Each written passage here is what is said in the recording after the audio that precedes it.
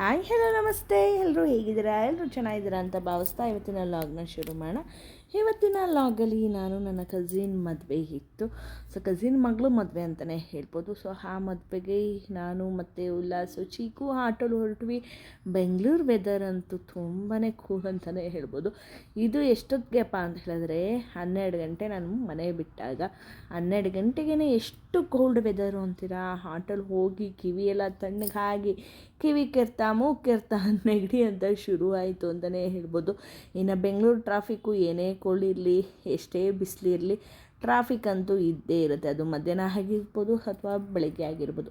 ನೋಡಿ I love Bangalore. Actually love Bangalore ನಿಜ ಅಂತಲೇ ಹೇಳ್ಬೋದು. ಸೊ ಚೌಟ್ರಿಗೆ ಎಂಟ್ರಿ ಕೊಟ್ವಿ. ಚೌಟ್ರಿಲಿ ಆಲ್ರೆಡಿ ಎಲ್ಲ ಡೆಕೋರೇಷನ್ ನಡೀತಾ ಇತ್ತು. ಅಮ್ಮ ಎಲ್ಲ ಬಂದಿದ್ದರು ಆಲ್ರೆಡಿ. ಸೊ ನಾನು ಹೋದಾಗ ಹುಡುಗನ ಮನೆಯವರು ಸಹ ಬಂದರು.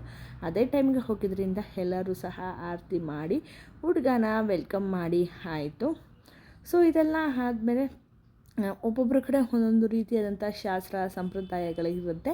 ಸೊ ಎಲ್ಲರೂ ಅವರ ಮನೆಗೆ ಅನುಗುಣವಾಗಿ ಅಥವಾ ಅವ್ರಿಗೆ ಅನುಗುಣವಾಗಿ ಆ ಶಾಸ್ತ್ರನ ಮಾಡ್ತಾರೆ ಅಂತಲೇ ಹೇಳ್ಬೋದು. ಸೊ ನೋಡಿ ಇಲ್ಲಿ ಎಲ್ಲ ಎಂಟ್ರಿ ಆಯಿತು.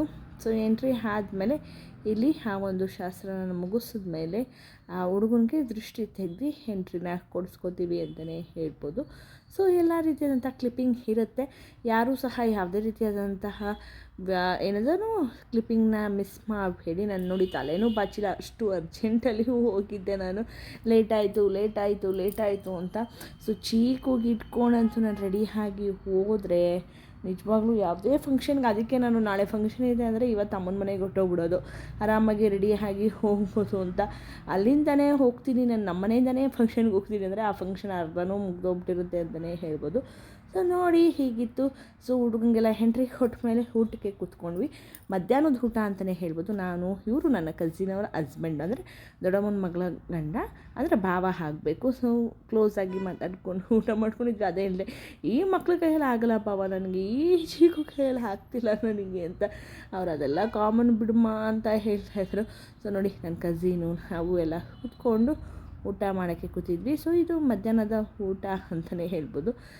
ವಾಂಗಿಬಾತು, ಪಾಯಸ, ಅದ್ರ ಜೊತೆಗೆ ಒಂದು ಪಲ್ಯ, ಆಮೇಲೆ ಅನ್ನ ರಸಮು ಎಲ್ಲ ಬಂತು ಅಂತಲೇ ಹೇಳ್ಬೋದು.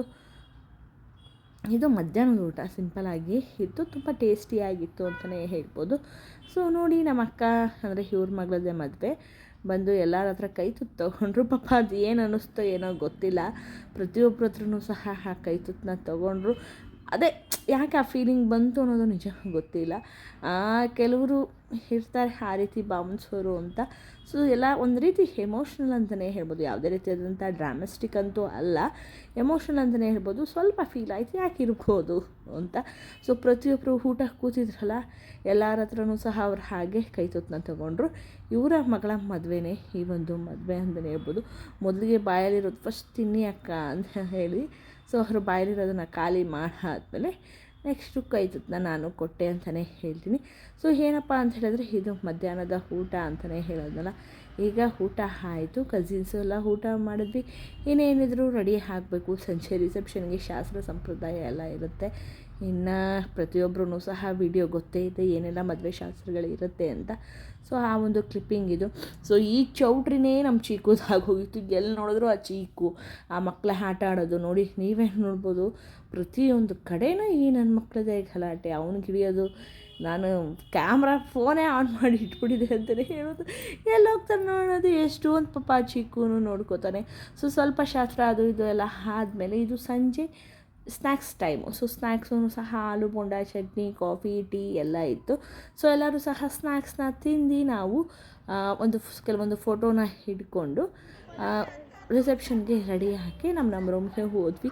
ಆ ಚೀಕು ಜೊತೆ ಯಾರೇ ಫೋಟೋ ಇಟ್ಕೋಬೇಕಂದ್ರೂ ಸಿಕ್ಕಾಪಟ್ಟೆ ಕಷ್ಟ. ಫೋಟೋ ಇಟ್ಕೋಬೇಕು ಅಂದರೆ ಕೊಯ್ ಅಂತಾನೆ. ಅದೇ ಯಾರಾದರೂ ಒಂದು ಜೊತೆ ಫೋಟೋ ಇಟ್ಕೊಂಡು ಖುಷಿಯಾಗಿ ಬಂದು ನಿಂತ್ಕೋತಾನೆ. ಮತ್ತೆ ಹಿಡ್ಕೊಂಡು ಅಂದಮೇಲೆ ನೋಡಿ ಜಲಸಿಗೆ ಅವ್ನು ಇಟ್ಕೊಂಡಿದ್ದು ಅಂತಲೇ ಹೇಳ್ಬೋದು. ಸೊ ಎಲ್ಲರೂ ಸಹ ನಮ್ಮ ಚಿಕ್ಕಮ್ಮ ಜೊತೆ ನೋಡಿ ಎಲ್ಲರೂ ಸಹ ಫೋಟೋ ಹಿಡ್ಕೊತಿದ್ದಾರೆ ಅಂತ ಹೇಳೋಕ್ಕೆ ಇಷ್ಟಪಡ್ತೀನಿ. ಈ ಒಂದು ಶಾರ್ಟ್ ವಿಡಿಯೋ ಎಲ್ರಿಗೂ ಇಷ್ಟ ಆಗಿರುತ್ತೆ ಅಂತ ಭಾವಿಸ್ತೀನಿ. ಮತ್ತೆ ನಾಳೆ ಹೇಗೆಲ್ಲ ರೆಡಿ ಆದ್ವಿ, ಯಾರು ಸಿಕ್ಕಿದ್ರು, ಬಿಗ್ ಬಾಸ್ ಸ್ಪೆಷಲಿಸ್ಟ್ ಅಂದರೆ ಬಿಗ್ ಬಾಸ್ ಖ್ಯಾತಿಯವರು ಈಗ ಎಲಿಮಿನೇಟ್ ಆದರೂ ಒಬ್ಬರು ಸಿಕ್ಕಿದ್ದಾರೆ, ಯಾರು ಅಂತ ನೆಕ್ಸ್ಟ್ ವಿಡಿಯೋದಲ್ಲಿ ಹೇಳ್ತೀನಿ ಅಂತ ಹೇಳ್ತಾ ಆ ಒಂದು ರಿಸೆಪ್ಷನ್ ಲಾಗು ಬಿಗ್ ಬಾಸ್ ಕಂಟೆಸ್ಟೆಂಟ್ಸ್ ಜೊತೆ ನಿಮ್ಮ ಜೊತೆ ಮತ್ತೆ ಸಿಗ್ತೀನಿ. Love you all, tata, take care, bye. ನಮ್ಮ ಚಾನಲ್ನ ಸಬ್ಸ್ಕ್ರೈಬ್ ಮಾಡಿಕೊಂಡು ಲೈಕ್ ಕೊಟ್ಟು ನೋಡಿ ಅಂತ ಹೇಳ್ತಾ ಬಾಯ್.